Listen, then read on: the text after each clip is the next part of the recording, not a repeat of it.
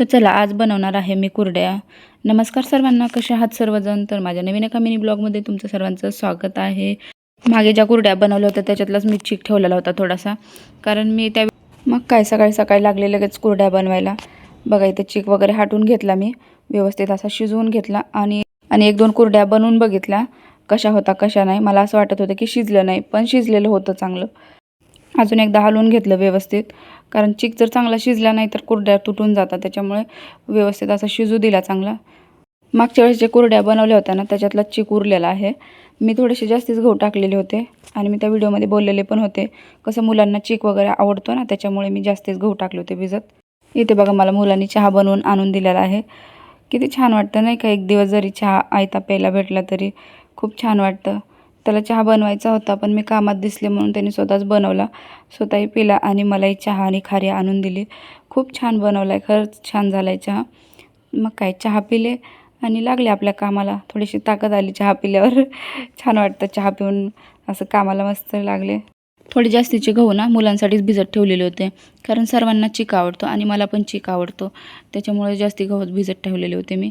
पण सर्व मुलं बोलले आता बस झालं, कंटाळा आला खाऊन, तर उरलेल्या चिकाच्या म्हटलं चला आपण कुरड्याच बनवून टाकूया।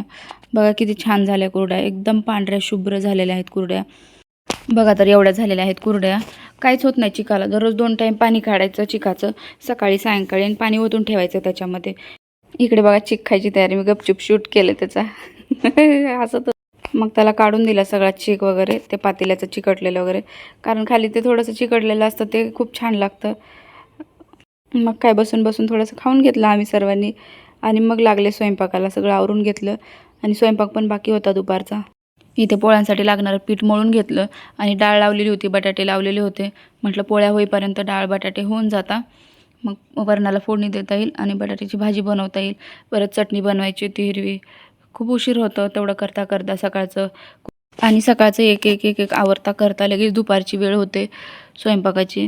तर चला इथे मी पोळ्या बनवून घेतलेल्या आहेत, पोळ्या बनवल्या, परत बटाट्याची भाजी बनवली, अशी सुकीवाली बटाट्याची भाजी बनवली आणि वरणाला फोडणी पण दिली। वरण भात बटाट्याची भाजी, परत हिरवी चटणी, लाल चटणी, थोडंसं स्वीट्स। चला तर झालेला आहे इथं सगळा स्वयंपाक, आणि आता भूक पण लागली, बराच वेळ झाला आहे, 1:30-2 वाजल्या होत्या। या तुम्ही पण सर्वजण जेवायला। जेवण केलं आणि थोडासा आराम केला आणि मग सायंकाळी उठून कुरड्या पलटी केल्या आणि वाळून गेल्या होत्या, थोड्याशा ओल्या होत्या, आणि मग एका ताटामध्ये भरून ठेवल्या। तुम्हाला पण अशाच कुरड्या बनवायच्या असतील तर लॉंग व्हिडिओ मी अपलोड केलेला आहे माझ्या चॅनलवरती, नक्की जाऊन व्हिडिओ बघा आणि अशाच कुरड्या तुम्ही पण बनवा। व्हिडिओ आवडला असेल व्हिडिओला लाईक करा।